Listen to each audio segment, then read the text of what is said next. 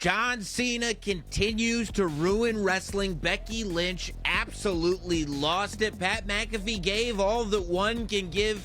Jacob Fatu is on the show, and Dominic Mysterio is still your Intercontinental Champion. This is the WWE Backlash Recap, brought to you by Fanatics.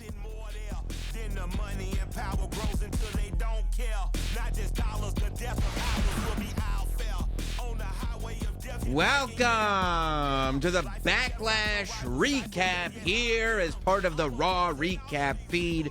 Megan Morant, Sam Roberts, we literally just tore ourselves away from the screen, taking in all that Backlash had to offer. And John Cena has once again ruined it. I thought Michael Cole's call was great, because you know what really sucked about the fact that once again it's a low blow, it's a hit with the belt?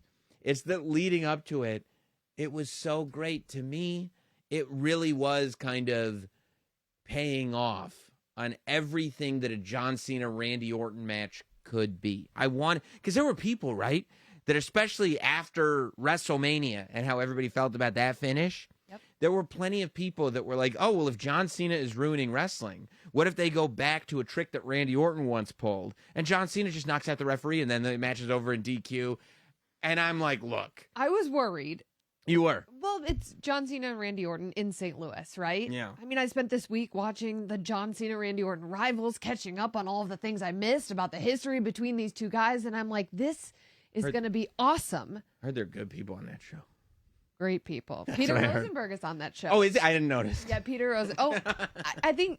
Was it Peter or was it you? I don't know. Some bald guy with a beard. Anyway, who could tell the difference? As I was saying, I was worried because as the anticipation started to build towards this match, I kept remembering John Cena wants to ruin wrestling. I know. And it's like, how far is he going to go with it? Like I said, there's no way that John Cena's going to ruin wrestling at the expense, because it would be at the expense of the whole Backlash show. And it wasn't at the expense of the whole Backlash show, but it was like, we could have had this beautiful bow. And I think like when we first found out that this was going to be John Cena's last year, the John Cena Randy Orton match was a has to happen scenario. Yeah.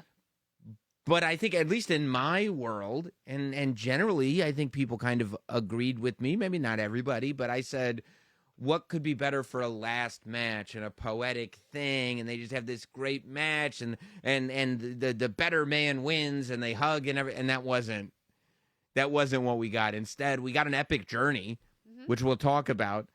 But in the end, regardless of how many RKOs, regardless of how many attempted punts there were, it was a nut shot and a hit with a championship belt.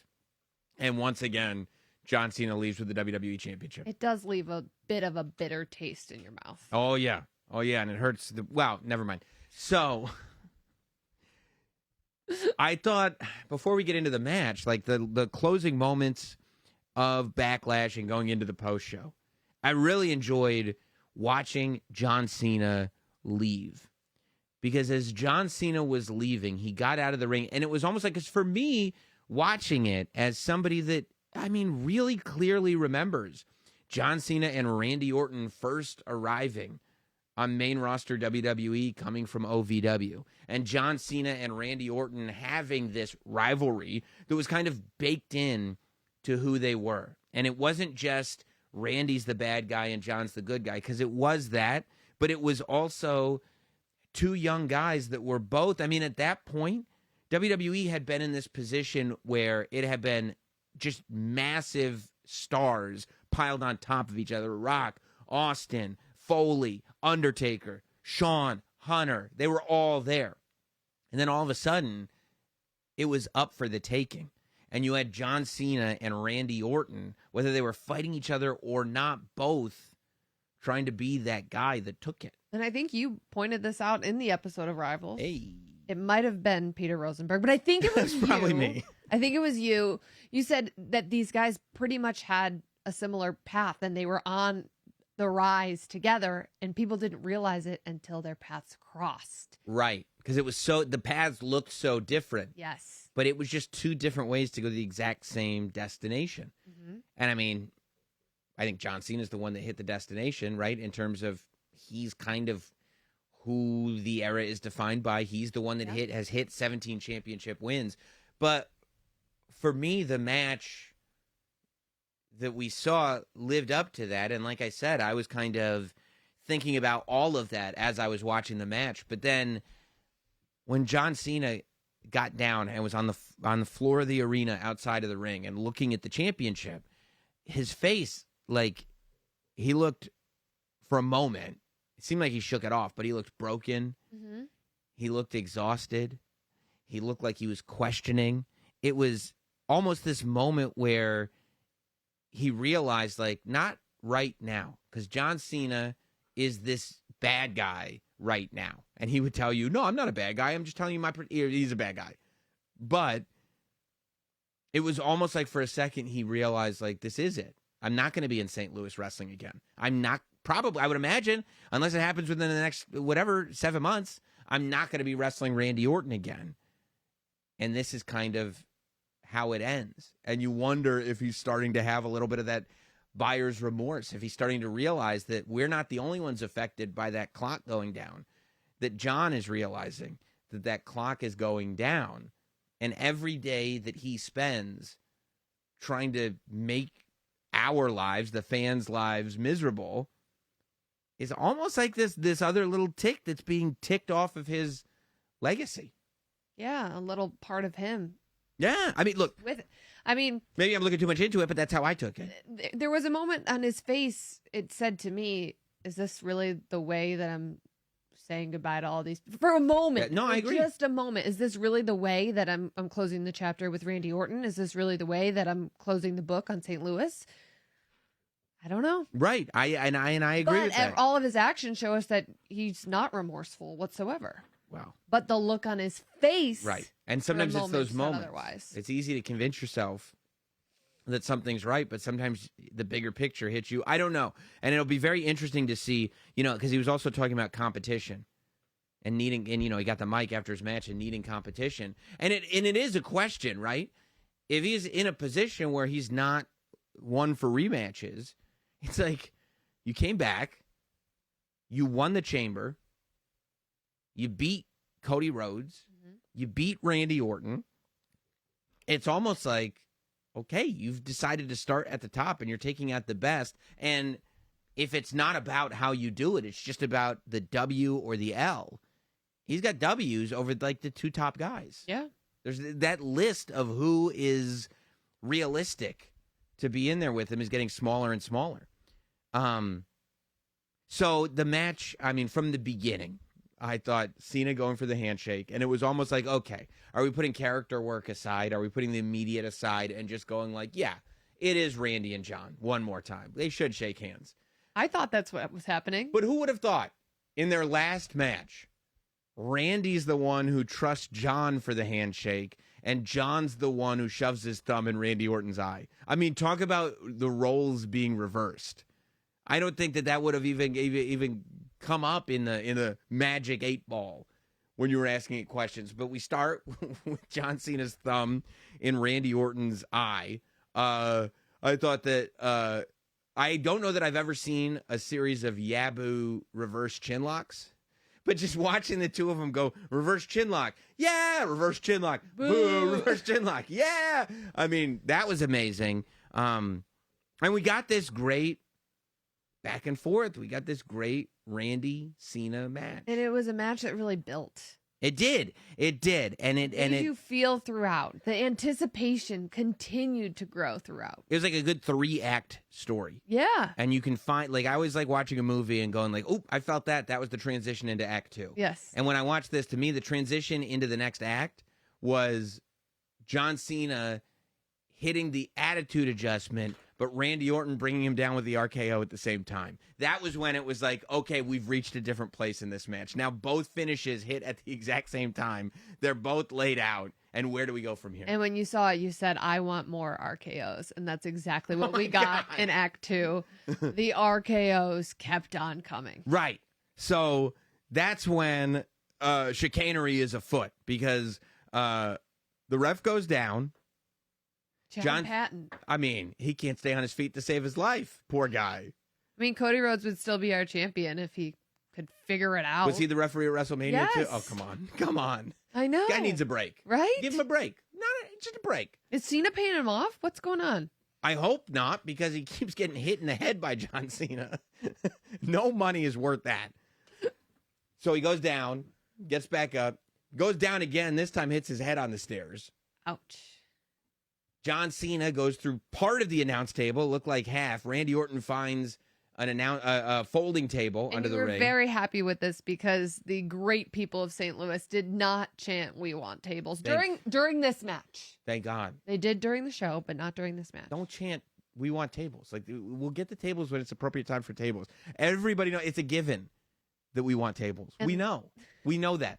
There's never been a wrestling show where somebody pulls a table out and the audience goes, "Oh, we didn't want that."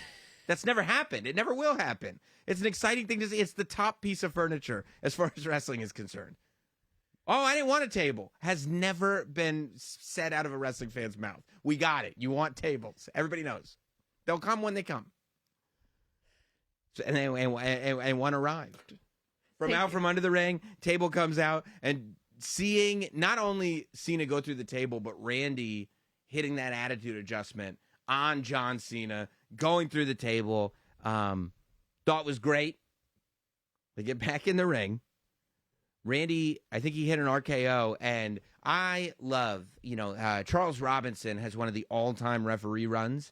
I think it was, I want to say WrestleMania 24-ish. His hair still looks the same. I mean, his everything looks exactly the same. He doesn't age at all. But, I mean, he ran, and some of those aisleways are long. He ran. Eddie Arango had one tonight where you just saw, and I love when you can see the aisle, and Eddie is just hoofing it down. 1, 2. I thought his shoulder was going to throw out and didn't hit the 3. Didn't hit the 3. Randy's going, "Where were you?" John gets the belt. When he's not looking. He loves getting that championship. Randy ducks the shot, and Eddie gets hit in the head with the WWE Championship. Now, at this point, this is the second referee to get laid out, the third time a referee has gotten laid out. Nick Aldis says something has to stop. Here comes Nick Aldis and his whole band of merry men. He brought everybody out. And there was a moment I'm thinking, why are so many people coming out? But is this necessary? Really? I mean, yes, Randy Orton and John Cena are two of the best that we've ever seen do it. But do we need this many people? We don't need any people. I was annoyed. Thank God for Randy Orton. As soon as Nick Aldis showed up, I said, I love Nick Aldis, but what's he doing? This is a WWE Championship match. This is John Cena versus Randy Orton. Get your guys out of here. Send another referee in or hire new ones. This is what you should do. Get on one of those recruiter websites. Hire new referees. ZipRecruiter. Yeah, just keep sending them out. Go to the pen. Let's go. I don't care. Get some more shirts Give me made. the Southpaw. Let's go. All right, let's get some special referees out there. Throw a cameraman in there. All you have to do is count at this point. Just keep sending referees out. This is John Cena versus Randy Orton in St. Louis. Don't come out. And obviously, Randy Orton was feeling the same way that I was. Because then Randy's like, "Nick, what are you doing? What are you doing? This is my championship match. I'm fighting John Cena here. And by the way, I'm beating him. What are you doing?" And Nick's like, "Oh, I got to take care of the referees." Boom. Nick eats an RKO. I do not believe this RKO was prepaid. No. The second RKO was prepaid. This was the third, though. Do you think he's going to get fined for it? He's got to. Yeah. Whatever. But here's the thing. It's fine. Randy's doing very well financially. Good for him. Yeah, he's fine for it. Are you kidding me? You don't main event Backlash because you're strapped for cash, okay? Randy's doing very well for himself. So we see Hurricane. RKO. Because now once you've done it, you've done it. We're getting into 6 figures as far as fines go. Yeah. It's almost like at this point, for the amount of fine Randy Orton would have to have, it's a mortgage. I think all of St. Louis will just pay for it. I think so too. I think you go to City Hall. Pass the hat around, whatever. Yeah, I think they'll do it. 17,000 strong there. I mean, if everybody puts in a couple bucks, I think we'll be okay. Yeah. Because everybody was out there eating it. Nick Aldis, like you said, Hurricane. I saw Daivari out there. I saw Jamie Noble out there. I saw all these guys coming out in their suits, thinking their days of combat were long past them. All of them could get it. Every single one of them was eating an RKO. I thought it was Stone Cold in 98. I couldn't believe it. So once everybody's laid out, it's like, okay, are we good now? And by the way, message sent. How many more officials did you see come out after that? 0. Donut. 0. None. The officials had to figure it out. Yeah, bro. I'm Send not another helping. referee or tell that one to wake up. Not helping. Because we're doing this match, whether you like it or not. And then Randy realizes that John Cena is struggling. He's going to get up. And Randy goes for the punt. And who makes the save? You know, sometimes these people, they hide in plain sight. R-Truth. The best. No, not the best. Not the best. I love R-Truth so much. I loved how last night on SmackDown he had his Cena sign. I mean, this is his childhood hero. He can't give it up. It's not his childhood hero. He's the same age as John Cena. What are you talking about? He was wrestling before John Cena. I saw it. He was Kate Quick. Hero. He was Kate Quick. It is. I saw him. He was wrestling before John Cena. I've talked to Truth about this, and John Cena's his childhood hero. It's not possible. He was at TNA. He looks very young to me. Truth? Yeah. He looks fantastic. That's not for debate. But that doesn't mean anything. It's his childhood hero. It isn't.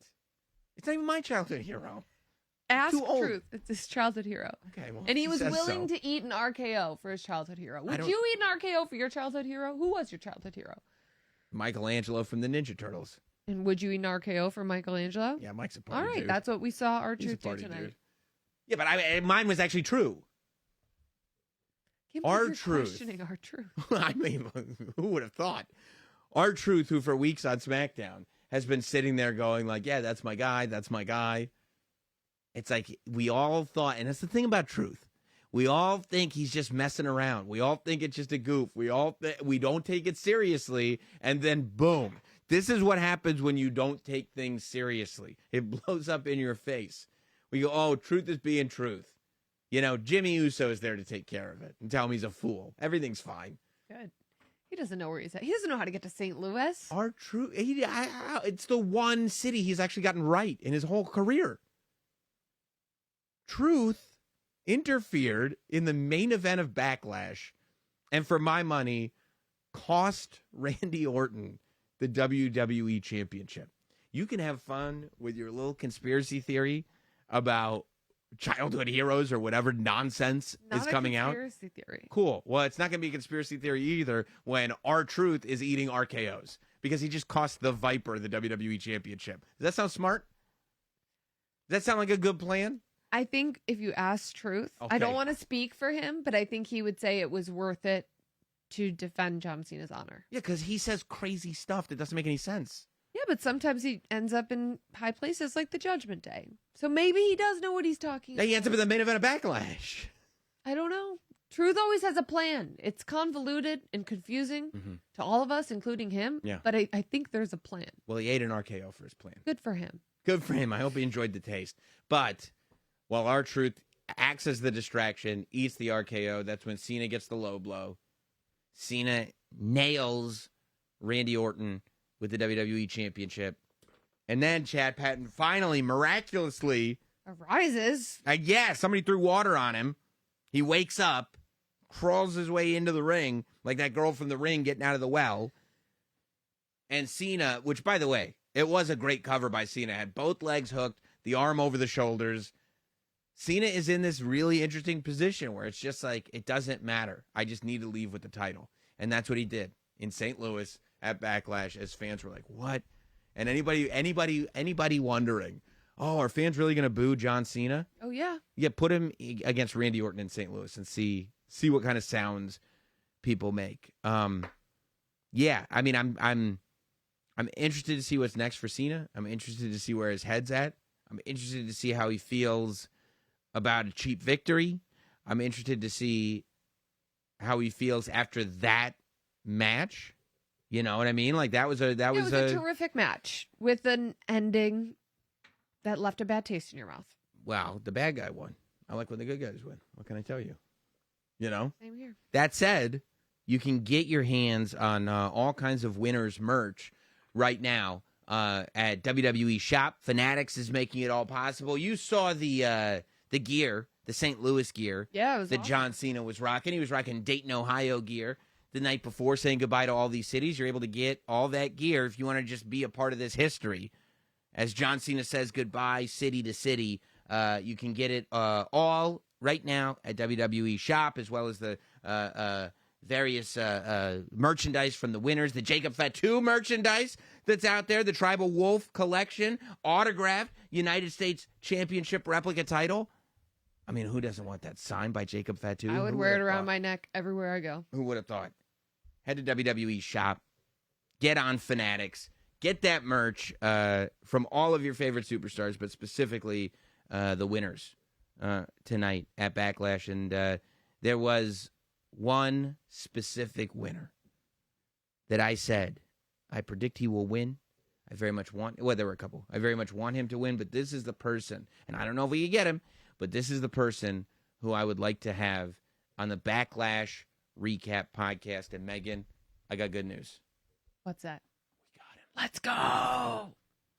Fresh off of a successful defense of the United States Championship and a surprising ending, ladies and gentlemen, he promised all gas, no brakes with it. Yada I mean. Jacob Fatu, what is going on, man? Welcome to the Raw Recap. Man, come on with it.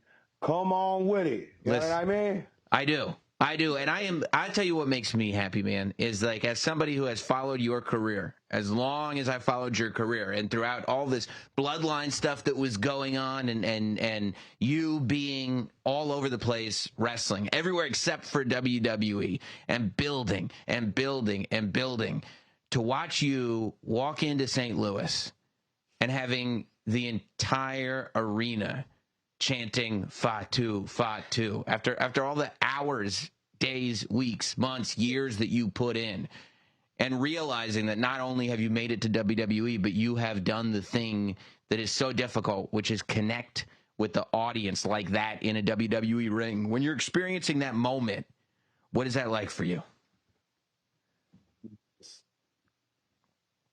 Mind-blowing. It's mind-blowing, but, you know, everything that I don't work for, in the dark, you know, I ain't no social media person, so, I mean, I'm always in the back grinding. You know, this goes back to what Jimmy, Jay, Roman says, you know, big dog, man, grind in the dark. You know, man, I'm a little old school, but, man, overall, to hear that, man, it's mind-blowing. And that's my last name. That's our last name. That's Anawai's and the Fatu. So, you know, to hear that, man, it's emotional. But, man, goddamn, does it feel good, though?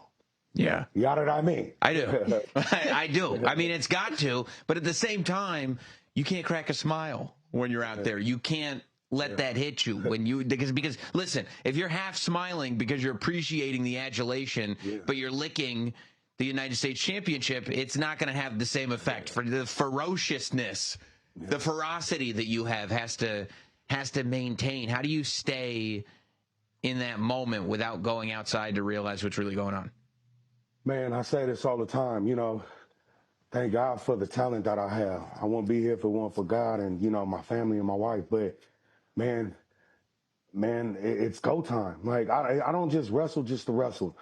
You know, there's a lot of us in the family. There's so many of us in the family. Not knocking none of my other family members. But when you see Jacob Fatu, you're not just going to be like, oh, he's just one of the family members. When you see Jacob Fatu, oh, no, he just got on because of Jimmy and Jay and Roman and Solo. No, hell no. Man, you're going to feel my pain. Man, you're going to feel everything that I've been through. All right? You're going to feel the struggle. You're going to feel everything about this. You know, and it ain't just he cut good promos. Oh, he do this. Man, no, hell no. Man, shut all that shit up. All right? Because y'all going to feel this. And I'm sorry for this because it ain't just the work. Man, this is how my family been sacrificing for years for this. And you know, I know when I came up, man, I had to carry my own weight. You know, it's different up here, man. I got thrown right in the deep end. You know, man, and I'm so thankful for it. I'm so thankful. I ain't been here man, I'm so humble. I don't talk about myself, but thank you, because, man, I've been waiting to get this off my chest about how they going to feel Jacob Fatu. All right. And I appreciate the love. I appreciate all that. None of that stuff goes unnoticed.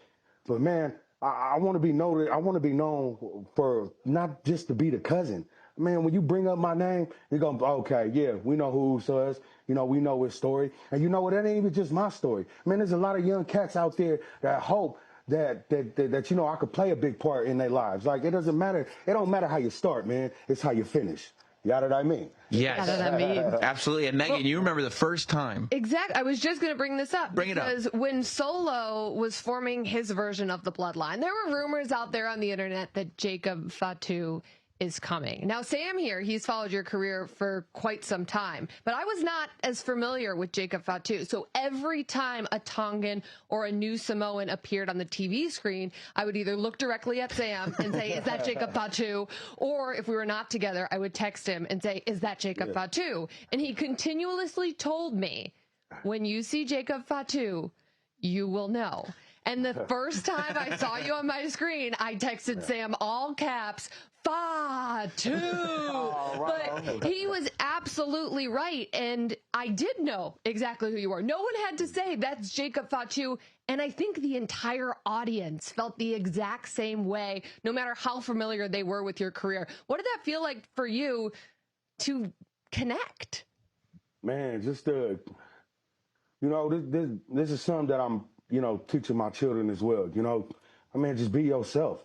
I've always just been myself. And this is for anybody who's watching this. You know, man, you ain't got to switch it up to try to fit in. You know, this is why I always say that word, man. Y'all better get in where you fit in. All right. Because just be yourself. You don't want to be nobody else, you know, but I feel like people gravitate me because I'm myself.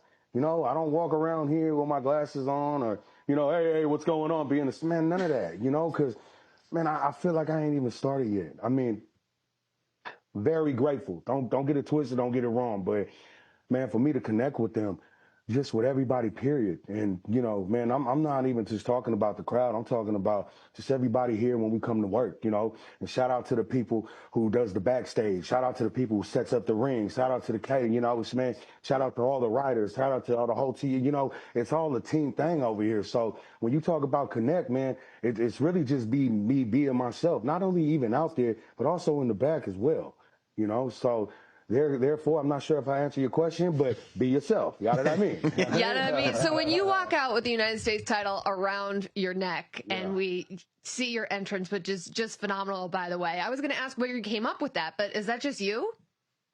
Nah, I seen one of my uncles and them do it. I think it was, I'm not sure if it was 3 Minute Warning, but I seen one of my uncles do it. I think it was Rosie. Okay, Rosie is Roman Reigns' older brother.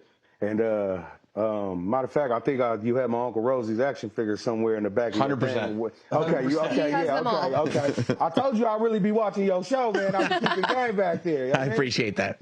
So, man, I definitely got it from one of my family members. There's an iconic picture with Umaga when he won the Intercontinental belt with his mouth when he held it, but I can't do that, man. That damn belt too heavy. So, you know, but I took it from them back in the day. And I believe, you know what? I'm sorry. I see my cousin Jey Uso do it as well.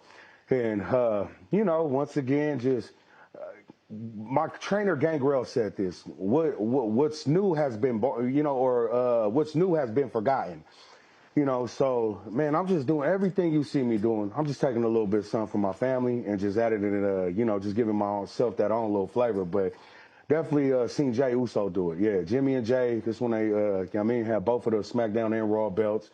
But just taking a little, you know, I mean, how can I not follow the blueprint? If it's working for them here, you know what I mean, then Jacob, take your little thing right here and switch it up a little bit. But definitely got it from my family members. Everything y'all see me do, besides, like, you know, the other moves that I could do that my family members can't do, you know, I'm taking it really all from them. Yeah, that's what, I mean, to me, I felt like a big part of who you are, and that's why I think it all clicks so clearly, especially for people who've been watching wrestling for a very long time, is that it feels like Afa and Sika are in there, Samu and Fatu are in there. Like, you've got that sort of historical, sort of Samoan beast thing, but it's contemporary. It doesn't feel like a cartoon character. It feels new. And then all of a sudden, you do a jumping moonsault, and everybody goes, all right, all right, I'm out. Have you had any close calls at all with that jumping moonsault? Because everything that you do, it feels like it is so well controlled, but it also feels like, I mean, it's utter chaos. Good. Okay, so let me give you guys a little story where I came up. Knox Pro Academy. My uncle Rikishi, my father the Tonga Kid, the Vampire Warrior Gangrel, you know what I mean? And my uncle Reno Anawai, the Count of California Black Pearl. I was trained at Knox Pro, the same school where Rusev went at, and Trick Williams also was there for a little bit. But man, we came from over here, and I really and I'm not saying this because this is my family. I really honestly believe if I was to start training and I did not go there, you know, then I don't feel like Jacob Fatu would have been here. But I seen these guys turn a nobody into somebody. And man, I'm one of those nobodies who they turned around in, you know. Man, they had to humble me. They really had to humble me. They had to break me down and build me up because I thought I knew. I didn't know nothing about this business, but it was Gangrel. You know, okay, I understand everybody's training. They need crash pad. There's nothing against it. I used crash pads too when I first started. But when I hit the moonsault, Gangrel, he had me doing it with no crash pad. And I'm like, man, hold on, man. Like, you know, but shout out to Gangrel, man. Shout out to Knox Pro. They really had me impact everything, you know. And honestly, I still don't even know. I'm going to keep it 100. I'm not going to act like, oh, I'll do it anywhere. Nah. Until this day, I've been doing this so much to where I just look back and I don't know. I can measure it, you know. But I have fell on a couple people before, you know, by accident. But, you know, by the grace of God, you know, everything's been going smooth. But it's just me more believing in my work, believing in my craft, believing in, man, if I could picture it, we can do it, you know. So, but not only that, WWE had certain wrestling schools, you know, that they, what was the schools that they, you know, what was the thing called when they signed all these, the couple schools? ID? The WWID. Yeah. My uncle in them school, Knox Pro, is one of them, right. Located in SoCal. So, man, shout out to Knox Pro. You know what I mean? Yeah. I mean, listen, I could keep you here for hours and hours talking about. Well, I told you I watched your show, man. Hey, man, it's unlimited time over here. Yeah, but you know what else? I'm also thinking I got to get you in the basement. Yes, I can't blow it all on the Zoom. I got to get you in the basement at some point. But also, I want to talk about tonight because we also, you know, at some point we have to have a deeper conversation about the fact that you came in as a non-entity to WWE fans that just watch WWE as a part of the biggest storyline on television and have somehow not been gobbled up by that spotlight, which I don't think people appreciate that was done. But with all that said, okay. Yeah. So. Okay, bro, you definitely got to bring me in the basement now, man. You got to, right? I mean, yeah. Right? Yes. Okay. That's yes. And we won't make promises that we don't keep, but. Love. So tonight, everybody's been watching you in Solo. And the drama that's been unfolding and about Solo asking about the plan and you saying, don't worry, you've got the plan. And I thought it was special, you walking into St. Louis alone and getting that reaction alone and fighting this match alone. Solo comes like he's done a million times and saves the match for a member of the family. And out comes Jeff Cobb. Jeff Cobb is somebody that, the same way, Megan, you were just saying, there were all these rumors about Jacob Fatu coming to WWE. Jeff Cobb shows up. And all of a sudden, as a fan, I start picking up on this tension and go like the future of where this could go just got turned on its head for this first defense on a premium live event.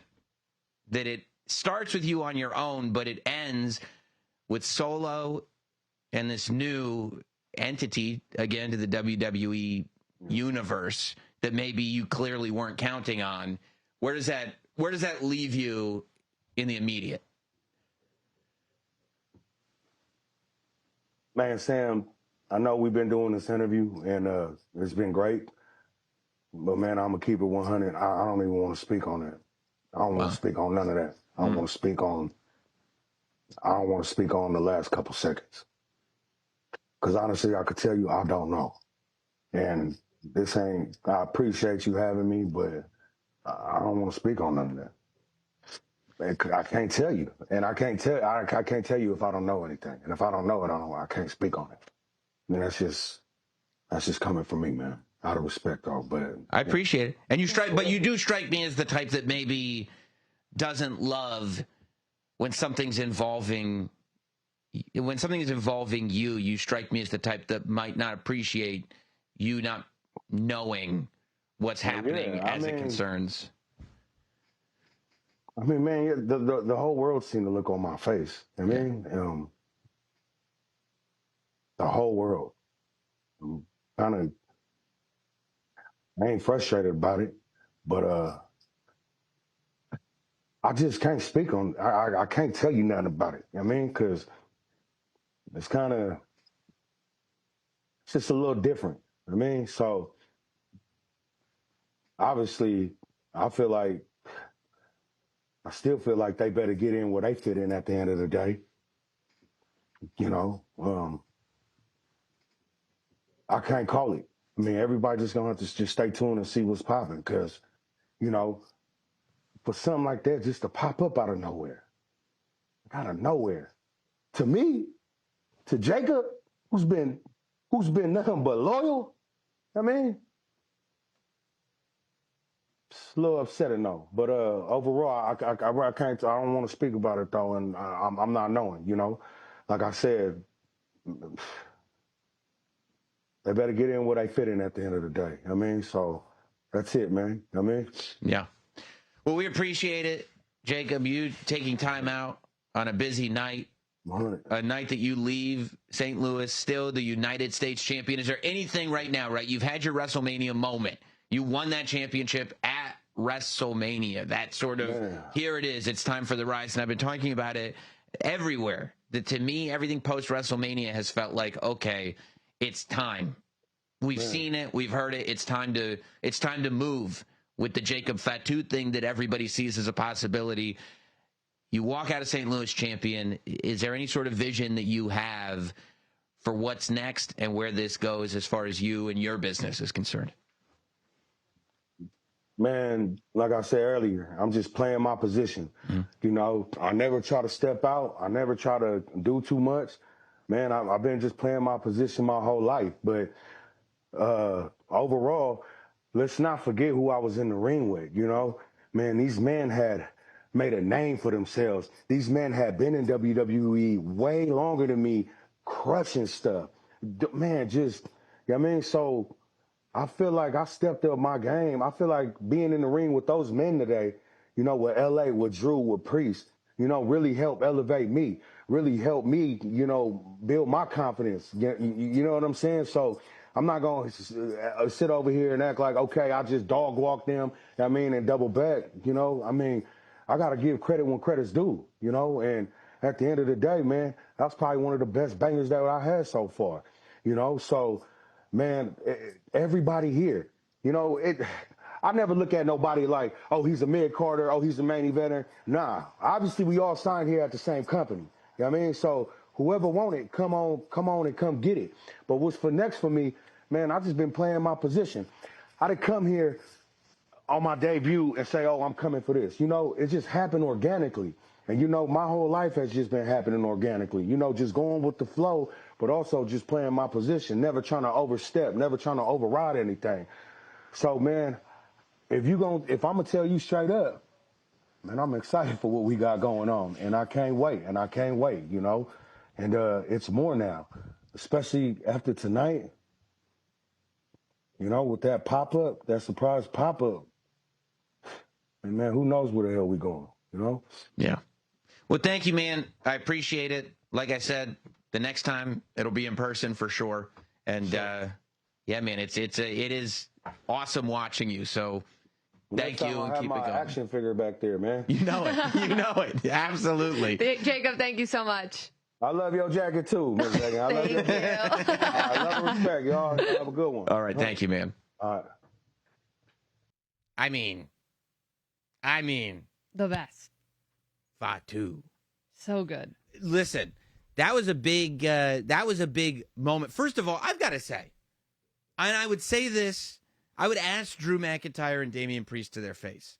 In a fatal four-way scenario where it is not elimination, like it was spectacular. What we just saw a minute ago, that still of of Drew McIntyre and Damian Priest in the audience, right? Mm-hmm. It is a fatal 4-way championship match. This is not elimination rules.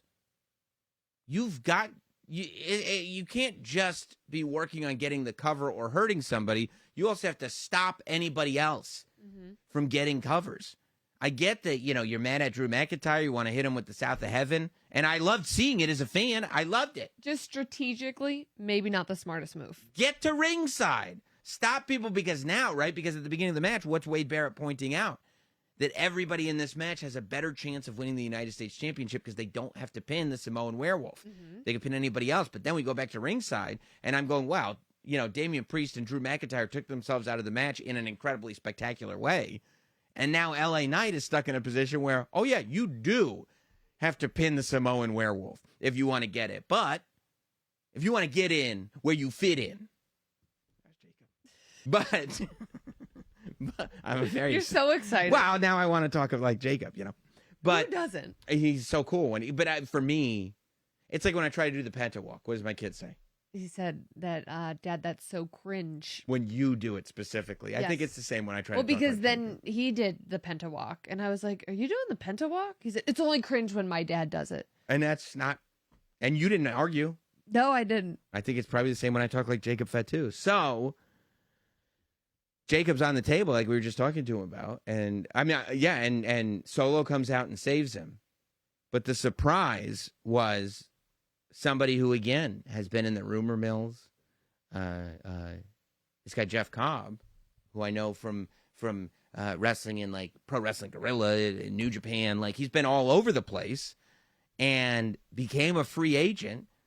And he just shows up. I don't know what. I mean, I don't know if Solo Sikoa found himself a soldier. Now, is there a background? Is there a relationship that goes back? No. What do I need to know about Cobb? You need to know he's a beast. Okay. He's Because a I beast. see him and I go, Sam. He's Solo has all of these guys. and yeah, I don't know. I mean, he must just be a very, very friendly guy. But he is an absolute beast. And not only is he this just wrecking ball of a human being, but he's also like one of the great amateur wrestlers as well. Like he can ruin your life in so many different ways and has made an entire career out of doing it globally.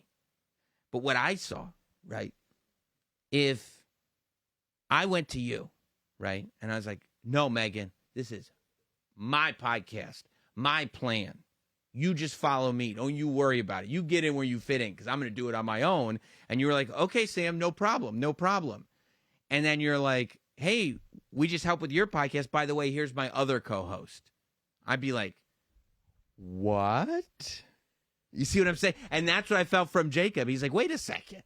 Yeah, and you brought it up in our interview with Jacob that, this was Jacob entering alone, which felt like a statement, right? It was great. He's been with Solo Sikoa, and we saw that moment leading up to Backlash when they were talking in the ring, and Solo was hyping Jacob up, right? And then all of a sudden, Solo said, well, I'm the reason that he's the United States champion. And we saw Jacob's demeanor completely change. He's like, nah, fam. And this was Jacob's first opportunity to truly enter by himself as a champion. And all of a sudden, Solo's there. But help. I think it was more than that. I think it was the appearance of Solo having somebody else by his side. It's almost one of those things of being like, I'm here to help you, dude. But by the way, you're not in charge. I call the plays. I call the plays. And there's somebody who agrees with me now. So if just Solo shows up, you don't think it's nearly as big of a deal? I don't think it's as big a deal. I think he's like, yo, what are you doing? Because It's we're still- family here. Yes, yeah. You know what I mean? I can talk to you in a different way. What are you doing, bro? I told you don't show up. Yeah. But it's like, oh, no, I'm here with him. It's like, whoa, what is this? And by the way, I don't know if there's like some weird history between them that I don't know about. Obviously, I know what I see on the internet and I watch on television. Yeah. Right? I don't know what's going on. So who knows if there's more to the story? Because it felt like something. For sure. You know what I'm saying? Yeah.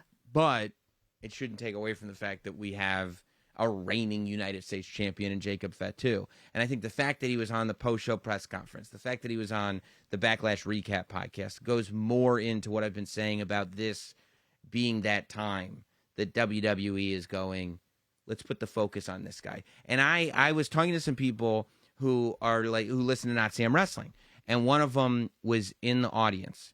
And he said, I brought my brother to this wrestling show. He hasn't watched wrestling in 7 years. And the minute Jacob Fatu walked out, he goes, that guy's for real, dude. He is. Instant. And it was what you were saying, right? That you knew as soon as you saw that guy, oh, that's different. Well, and it's not just, it continues, right? You see him, it's the look, it's the demeanor, it's the way he makes you feel, and then the athleticism. Woo! You Woo! go, oh, that's my guy. Yeah. Yeah, absolutely. Speaking of athleticism, we got a knockdown drag out, a humdinger Humdinger. from Becky Lynch, and get them wangs out, Lyra Valkyria. Some And people were tweeting it. they were People tweeting it. I Yep. saw it in my. I'm going to tell you this. I saw it on my Instagram stories. Okay, I had get the them wangs out. get them out, Get them baby. out like Napoleon Dynamite. Get them wangs out. And Lyra got them wangs out. And I wonder if she's been listening to the recap pod, and she was like, "I need some new wangs." Because those wangs Backlash. were popping. Woo! They were popping. They were great. They were Feathers fantastic. were flying. Yep. And I thought that it was the exact match that I wanted to see from Lyra Valkyria. She's so great in the ring. I mean, Right. we've seen these two tangle, if you will, before. I will. In NXT, it felt very weird saying tangle. Yeah. It was But- super weird, actually. Yeah, all right. Now I'm uncomfortable. We've seen these Yeah. two go at it in NXT before. Lyra is outstanding in the ring. Yeah. I mean, I could think of so many different matches when she defeated Io Sky to advance in the Intercontinental Championship tournament. I mean, she's outstanding, but to see her in there with her hero, Becky Lynch, after Hang she's. on 1 second. Uh-oh. What? John Cena just interrupted. Okay, so we're doing the, podcast at the same time the post show is on, and I just saw John Cena whisper in Triple H's ear. So I thought since we were talking about, Yeah. what's next for John Cena, maybe we. And I know by now a lot of you have seen it, but this is. This is breaking news. I want to hear what he's got to say. I need to be better with you guys. Huh? I need to begin to walk the talk. And if I am the last real champion, and if I am the greatest of all time, Huh? in this little time I have left, I shouldn't patronize the people who help the reach of what we do. I should be more accepting and empathetic. In the past, Somebody I went have to not therapy. chosen to field any questions because I couldn't get out of my own way. So,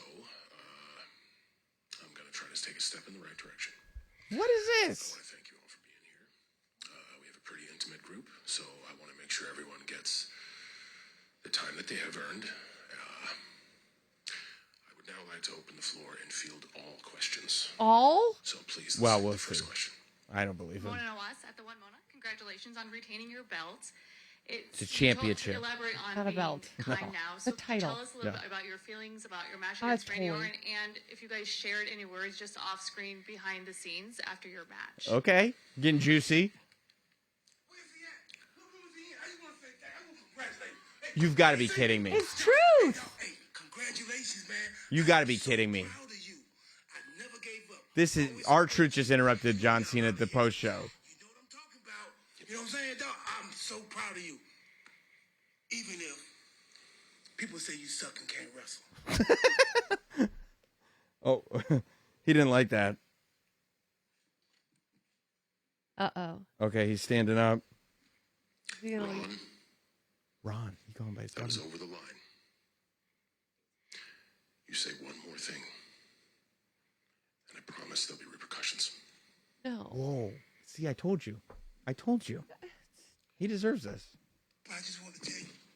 Whoa! He's out attitude adjustment. Oh, he just put the table. Our truth through a table at the press conference. What a piece of garbage. What a bad guy. I told you he's a bad guy. This guy sucks. Wow. John Cena just put our truth. Know what to say right now? R-Truth just won the championship for John Cena. 8 an RKO. 8 an RKO for John Cena. That's your guy. That's what you like tonight. I don't like John Cena. I like R-Truth. You know, you seem pretty pro the whole relationship. I And like that's what it got R-Truth. you. The toxic. You want to talk about toxic relationships. John Cena's out here talking about toxic relationship this, audience toxic relationship that. R-Truth is here going like, it's none of my business. I'm not even booked on the show. But I went all the way to St. Louis so I could ruin Randy Orton's night for you.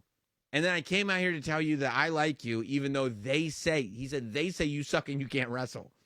He didn't say it. And now you got so in your feelings that at a media event, what is going on with the WWE and media now? With first Michael Cole and Pat McAfee are getting involved in matches, None and there are of this people was going through the tables at press conferences. None of this was the media's fault. This was all John Cena's fault. John Cena You wouldn't be saying opened that it. if you were here. He put you right through this table, and I only have the one. I wouldn't say it if he was here. No, you wouldn't. No. I probably But wouldn't he either. said he would answer all questions. The media's kindly asking Truth questions. ruined it. This is not Truth's fault. It is. Of course it's true. He Cena's interrupted fault. again. He's got to stop This interrupting. is Cena's fault For being interrupted? for being a jerk. Everybody knows he's a jerk. That's like saying it's a bee's fault for stinging you. But he was- They got a stinger. What else are they going to do? Frog and the scorpion, baby. You think it's the scorpion's fault for stinging the frog and they both drowned? No, it's the stupid idiot frog's fault. The You have scorpion's... no compassion. No, none. You have none. It's done. The scorpion's going, what did you think I was going to I'm do? a compassionate person, Well, and I like R-Truth. You're going to get runned over in this life. Happy Mother's Day, by the way. I Thank meant to tell you that. I forgot. This is not the best time to bring it up, but it's your first Mother's Day, so happy Mother's Day. Wow, thank you so But that's much totally for being unrelated. compassionate. Yeah. Totally unrelated. I was just thinking about it like, oh, that's really nice that she joined us on her first Mother's Day. But, I mean, I don't know what R-Truth, that was crazy. R-Truth went through a table Do at you a press think conference. Cena's still his childhood hero? He never was. Doesn't make any sense mathematically. Also, R-Truth wasn't even booked on the show and got an RKO and an attitude I don't know adjustment why through a you're press blaming conference Truth. table. I don't know why you're blaming Truth. He needs to mind his own business. Cena needs to go to more therapy. Cena's fragile. Cena's in a highly emotionally responsive state. Clearly. My word. Well, speaking of highly emotional, Lyra Valkyria was able to beat Becky Lynch. Fantastic match. It really was.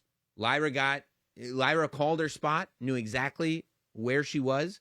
Actually, I thought really nice to see her using some of that power that she's got. Yeah. I think people underestimate how powerful Lyra Valkyria is. She's a strong lady. And then we saw from the second rope, which you pointed out to both me and your son, The moonsault. the moonsault from the second rope, I love a moonsault from the second rope because it's so much more difficult because you have to get so much air. which you don't think because you go, oh, they're going from the top rope. Right. Everybody's excited about the top rope. But the second rope, you got to jump higher. You got to get high enough and you got to rotate quicker. Yes. It's a lot more difficult to do from the second rope, but she pulled it off. She gets the victory, retains the Intercontinental Championship, proved Becky Lynch wrong, who was not over the top polite on Raw Recap on Monday.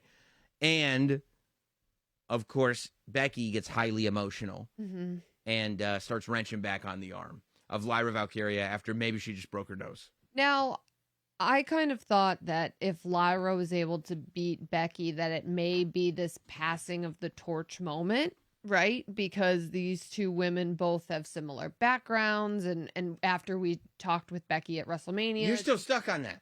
You got to understand this Becky Lynch is a bad guy. Well, that is why I realized it's not a passing of the torch. No. Because what we saw happen after the match. She's not interested in passing the torch. She does and she not told us want- so much. No, I mean, Becky still firmly believes her best days are ahead of her. And maybe No she's right, by blame the her. way. Correct. But she's taking it out on Lyra. She was very unhappy that Lyra won the match. She tried to break her arm after breaking her nose. Obviously, things are not. I mean, look, Becky Lynch is just making enemies everywhere. She's calling Bailey garbage. She tries to break. Can't lose gracefully. I get it though. It's not easy to lose. You're a professional, not you. Her. You're not a professional. She's supposed to be a professional. She hasn't been in this spot in a long time, right? She's No, used what to are you being talking on about? top. She's used to being on top. What? So she goes and does Happy Gilmore and forgets how to lose a match? Is that where Becky Lynch is at right now? I mean, when you come back and the fans are crying because they're so excited to see you return. Right. And then Lyra screws up. Okay. All of a sudden, you're not a champion in WWE anymore, and you're trying to get the championship back. And the woman who lost you a title to begin with, It wasn't your defeats you. She wasn't even in the match. It wasn't her Lyra match. lost her the tag title. And Becky wasn't in that tag match. Bailey was. It wasn't Becky's match. It wasn't her title to begin Becky with. had to come back to remind everybody that she's better than Bailey. I forgot about that part. Thank You you for had to. reminding me. No, you're right. I forgot about that part. There was that one little. I knew there was one little piece that I was missing. Yeah. That was the bridge. That's correct. I got you. Okay. Yes. Okay. Okay. Well, look, there were a lot of moments. I wonder too. Tops Now does this tremendous job. I got a Pope card from Tops Now. I ordered one. I need did. one. He's a White Sox fan. Yeah, exactly right. I Shout saw him at the out. World Series. So cool. But so Tops Now, of course, does amazing cards after all the PLEs, and they're available for only a few days. And if you get them, you get them. If you don't, you don't. They always do special like superfractors. They do limited edition refractors that are numbered. They do one-of-one autographs. We were talking after Raw, after WrestleMania, there was I believe a triple signed card of Heyman, Rollins, and Breakker from the night that they got together. So they're doing it again for Backlash. Topps immortalizes some of tonight's moments via these unique Topps Now cards. Details are coming soon, and we hope to share images of these cards on the Raw Recap podcast that'll come right after Monday's Monday Night Raw. I can't wait. Yeah, stay locked in at Topps on social, Topps.com for the official drop and everything. I'll be looking. I'm hoping we get a card of R-Truth going through the table at the press conference. Ooh. I would love to see that. Could be. We got to have a Jacob in there. You wonder if it'll be the a debut card of Solo's new soldier. What if it's a Penta entrance? Could be a Penta entrance card, but more likely, A Dominic Mysterio. yeah, he was the winner after all. And I know that there were a lot of moments in the next match that we have to discuss, but I think, should we bring on another guest? Let's do it.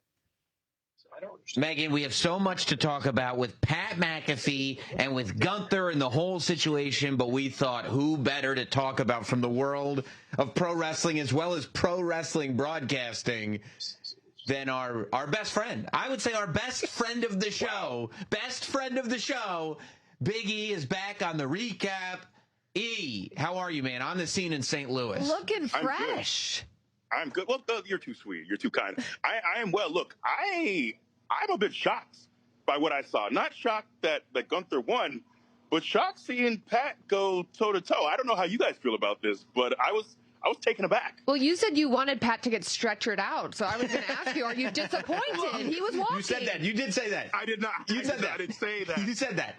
I might have expected it. It's not what I thought. Look, Pat is obviously beloved here. He is a tremendous athlete. I'm just coming from the perspective of, look, anyone who does this for a living, talking. Pat, I'm sure, is in the gym. But even me, I'm a former world champion. I'm still in great shape. I'm in the gym. But it's been 3 years since I've been in the ring. To expect that I could just get off the couch and wrestle Gunther and wrestle him well, I would expect that I would also be stretchered out. So this is not an anti-Pat thing. Okay. It is. I just have so much respect for Gunther and for his game. I think my perspective is I think Gunther kind of took Pat lightly. I think he toyed with him a little bit. I think he thought that he could kind of go through the motions. And I think he paid for it a bit. Well, I think he also didn't realize he'd have to deal with the second half of the Raw broadcast team trying to cheat to make sure that Pat won. Weasel Michael Cole holding people's legs down and whatnot as if I'm just a broadcaster. Well, now you're involved in the match. You probably should have gotten power bombed. Look, I have a lot of respect for Cole, obviously my broadcasting partner on these PLE countdowns.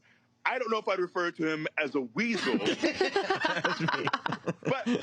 he did take some tactics. I thought he was there. He was going to defend himself. I thought he was going to root on Pat, cheer for his friend. I can't say I expected him to hold Gunther's leg for an attempted 3 count. No, especially after everything. But you're right. You're right that Pat showed up and he showed that it's not all talk. There was so much talk going into this, and a lot of people were talking about how great the promos were that Pat was cutting going into this. But it's one thing to talk with that kind of that verbose nature of building this thing up, and it's another thing for it to play out in action. And I think that what you saw was it playing out in action. This idea that Pat, as we discussed on the Raw recap right after WrestleMania, the night that we were talking about it, the night that Pat got choked out, and we talked about how prideful Pat McAfee is. I think we saw that in its most positive kind of form. And I think something very interesting, E, I think to your point almost, we saw a similar finish to WrestleMania. At WrestleMania, Jey Uso put that sleeper on Gunther, and Gunther tapped immediately because he realized there was no escape. Pat had to be put to sleep, whether he thought there was an escape or not. And that's the difference between fighting tactically and fighting with emotion. Pat was fueled by emotion in a positive way, but he also was never going to tap. He had to be put all the way to sleep by Gunther. Absolutely. And look, I'll give Pat all the credit in the world for showing so much heart. Not only did he show up, not only was he spirited, this man threw everything he had at Gunther, a man who I have the highest of respect for him. He's not done being a world champion. I think he'll have another title reign, I'm sure, soon. I wouldn't be shocked if it was by the end of this year. But man, I think Pat showed his heart, and that's why he has such a rabid fan base. That's why so many people connect with him. I think you saw a version of him that people are used to seeing in their homes, but instead of getting it done on the mic, he did it in the ring. He gave his all, and unfortunately, it wasn't enough. But just the fact, honestly, that he's able to walk out on his own, I think he can keep his head held high. He gave a great performance. It wasn't enough against Gunther, but that's 99.9% of the people in this world, it won't be enough. So yeah, hats off to him for showing his heart. Yeah. Well, look, Biggie, we don't want to keep you anymore. You are analyzing what happens at Backlash everywhere conceivable, be it the countdown, be it here on the recap, be it on the post show. And I truly hope, by the way, that people see you both here on the recap podcast as well as on the post show, because that will be direct evidence that indeed, contrary to popular belief, myself and Peter Rosenberg are two separate human beings. Yes, you are not Rosenberg, both bald. Glorious heads, yes. But you are two different people. Yes. That is indeed true. I was wondering where you were going with Confirmed. this. There it was. Too. There he is. Oh, wow. Same devil. What is this, WrestleMania 9? Is this WrestleMania 9? Is this Doink? Are we? He's asking if this is WrestleMania 9. Is this Doink? I love WrestleMania 9. Oh, thank you, E. Everybody, I hope if you haven't already seen the post show, go see the post show. We appreciate you making some time for us, though, my friend. Thanks, Of course. I appreciate you, too. Thank you, guys. Always good to hear from Big E when he can squeeze us in. I mean, he's got so much going on out there in St. Louis right now. But I wasn't surprised that Pat put so much of an effort forth. I mean, that's kind of what makes Pat. Yeah. And I don't think Gunther took Pat lightly. I think Gunther kind of wanted to make it sporty. You know what I mean? He didn't want to play the game on easy mode. Yeah, I think he wanted to see what Pat brought to the table as well. And that's a risky scenario. What does this tough guy have? Right. And that's a risky scenario because Pat, very intelligently, by the way, in those Jordan 11 cool grays, immediately when he realized there was an opening for him, started using those feet. And those feet, you can say whatever you want. You don't get to go to the Super Bowl and kick footballs without having lethal feet. All-pro punter. All right, so this guy knows what he's doing. And he did. He kicked Gunther in the face a couple times. I think he shot Gunther. I think some of those chops that he threw Gunther's way, maybe Gunther wasn't expecting them to be so heavy. Yeah, I mean, I learned from watching Stephanie's Places that Pat McAfee was supposed to be a professional soccer player. So yeah, it's true. It's don't true. doubt those kicks. I mean, I don't know. First of all, I have so many problems with what Michael Cole did. First, Michael Cole saying, for the first time in my career, I'm going to be unbiased. As if 2011 Michael Cole wasn't a thing that existed. Okay? We all remember the coal mine. Second of all, I fully appreciate Michael Cole fighting for his friend and fighting for his friend's honor and being knowledgeable of the fact that Pat was in this mess, somehow connected to Cole. Cole didn't actually do anything that deserved this, obviously, but But, I mean, when Cole trips Gunther and pulls down his boot trying to help Pat get the win, it's like, bro, you do not want to start getting involved in matches again unless you want to end up in that orange singlet again. And I was hoping we were going to see it. You were. I was really hoping that Cole was going to eat a powerbomb. Yeah, me too. I thought he was going like, to. "Let's Both of us were like, "Oh my god!" go!" So he didn't. Pat ends up getting choked out, as we were just talking about, which wasn't a result that surprised me. You know, it was like Gunther's reminder of like, look, every now and then I might lose a big one, but don't get it twisted. Do not get it twisted, even for a second. And I think we saw that. That's why they spell my name in all caps. Right, as Biggie pointed out, because they do that. They do. Do you think the nod that he gave both McAfee and he threw one to Cole too? Do you think it was a respect thing? Do you think I think it was this is now behind us thing. right? And like This is over. I'm not mad. You fought. And I think Gunther probably did respect on a level that he fought. I don't think he looks at Pat as like, you know what, you really are a professional wrestler. But I do think he looks at Pat as like, I respect the fact that you fought me. Yeah, and I think he gave them the nod saying this is behind us. Let's move forward. Yes. You get the point. Yes. Don't mess with me. Nod. Right. And to an extent, I would imagine that we won't see Pat and Cole taking any shots at Gunther anytime soon. I wouldn't think that Probably would over. be very smart. Probably over for them too. Yeah. Which is the right way to do it. However, I will tell you this. Well, we got a second. I don't know. I know we talked to Jacob Fatu earlier on tonight's It was recap show. awesome. Yes. Jacob Fatu's already been announced for Fanatics Fest. Ooh. Have you heard about Fanatics Of Fest? It's course. back. I mean, I loved it last year. I got to do Not Sam Wrestling, a couple shows at Fanatics Fest last year. It was so much fun. This year, it's even bigger.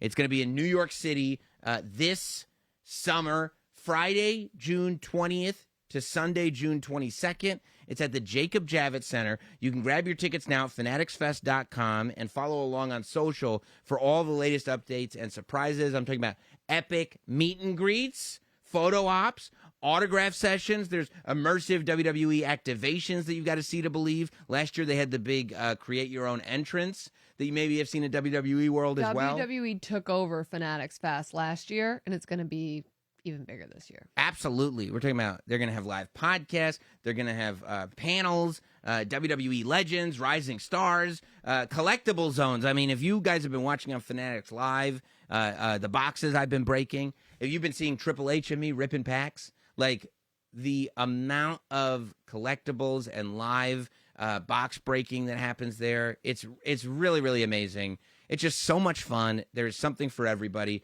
Make sure you have your eye on all of it. If you're a WWE fan, this is going to be the place to be.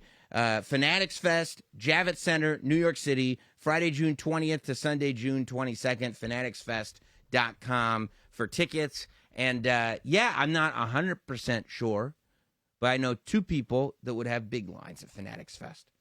Penta, and maybe even bigger, your Intercontinental Champion, Dominic Mysterio. Who got cheered by over 17,000 in St. Louis tonight. And what it like the haters like you that are surprised when Dominic gets I'm cheered. not surprised. He rules. I just liked it better when he couldn't even get a word out Why? because He's the got so whole much to say. crowd booed him. He rules. Funny. It was great. It's His not great. That's gear not ruled. And by the tonight. way, that's not a funny thing. That's how people get their feelings hurt. That's not funny. I don't think Dom had any feelings hurt. Dom's He's feelings a hurt. confident guy. You could be as confident as you want, but when R-Truth shows up at a press conference and says you suck and can't wrestle, you get your feelings hurt. And then you just put someone through a table. Mainly R-Truth, if you're John Cena. Well, if you're Dominic Mysterio, you need help. And Liv Morgan is busy. And he found help. Well, I mean, I thought that was very, very interesting. First of all, great match. You're right about the gear, the cow and everything. I mean, and it's always But also Penta's gear. We got to give, all Incredible. blue. Penta rules. Don't get it wrong. Coolest entrance in WWE. I'm saying it. Whoa, that's big. That's is. big, and it's not. It's founded. It's a founded, centered statement, but it's a big statement nonetheless. So yeah, you're right. Dom got cheered, but Finn Balor, the referee, was distracted by Carlito. Finn Balor gets a chair. As was said on commentary by the non-biased Michael Cole, Finn was farting around. which is something my dad says. You're over there farting around. He says it all the time. Finn was farting around with the chair too long. Referee saw him. You get it. Which is like, yeah, it's a little sloppy. Ends up getting the entire Judgment Day booted before, and on their way out, Penta flies over the ropes and attacks all of them just for good measure. Look, I know Finn's dressing the part. He's wearing a Latino Heat shirt. Daddy Dom. It Yes. says Daddy Dom on the back. And he's supporting his friend Dominic Mysterio. But I don't know if that farting around was just him stumbling. I think he was maybe taking his time. Why would he take his time? I think because he wants to be the Intercontinental Champion. Instead of Dominic? Good luck. And he realizes there ain't no way he's beating Dominic? I don't know about that. I hope you're wrong. I hope that he is in Look, these two have a little bit of a past, right? Yeah. It hasn't always been. I know they're brothers, but Hermanos. brothers fight. Family's complicated. No, I mean, it is. It is. I mean, somehow Finn Balor always... Yeah, it is. It's very amazing how quickly he's decided to go like, no, we're cool. Don't even worry about it. He was not happy at WrestleMania. There's no way. He was super bummed. Dom pinned him. Yeah, he was super bummed about it. Although I don't think Dom realized he pinned Finn Balor. Yes, he did. He told us on the Raw recap he didn't He realize was it. very emotional because he had been the Intercontinental Champion for 11 minutes? Yeah, they played it in the package. Yeah. That was sick. That was awesome. Yeah, I know. was pumped for us. Yeah, that was so great for us. But then, of course, Grande Americano comes out, interferes. Who is that? He's a luchador Oh, okay. from Gulf of America. It's not Chad Gable? Gulf of America. No, I don't think so. He interferes. But you know what people have forgotten? People think that's where he's from. People think that this is just Grande Americano having a problem with Penta. I feel like not enough people bring up the fact that when Chad Gable said he needed to learn the dark arts of Lucha Libre, who did he go to? He went on a quest. Who sent him on the quest? Do you remember? Was it Dom? Yes. Dominic said, I know a guy. He did, and this Remember? was after Dom tried to recruit Penta to Right. come to the Judgment Day, and Penta said no. And then he said to Chad Gable, I know a guy. And they went, and it was never spoken of again. And the next thing you know, Chad Gable is on a quest, as you said, and he found El Grande Americano. I'm just saying that clearly Grande and Dom have a relationship that we have yet to discover. I followed Grande on Twitter this week. I didn't know he had his own account. Of course he does. Is it in English? Chad Gable retweeted him. Oh, that's sick. And then I said, I need to follow Grande Americano. It's good enough for Chad Gable. Does he tweet in Espanol or English? I think it's Espanol. Good. Yeah, that's what I Double figured. check. He's a I think luchador. I think he does. That makes sense. Let me double check it. Yeah, please do. I want to know desperately what language Grande Americano tweets in. Because I got to know if he's a good follower or not. You're not just going to, you just don't throw those follows out. No. This You got is to earn it. This is serious stuff. Oh, This yeah. is Twitter. It's in Espanol? Good. Authentic. Listen, great backlash. Great fun show. I am eager to see what happens next, and we will all find out together and react to it together and recap it together. We will be back here with the Raw recap on Tuesday morning, Monday night, if you're a night owl, right after Raw, to catch all the backlash of backlash as we move forward to Saturday night's main event, to Money in the Bank. It's all happening, Megan. This has been great. Awesome. Yes, we'll see you guys on Monday night after Raw. We say send more there than the money and power.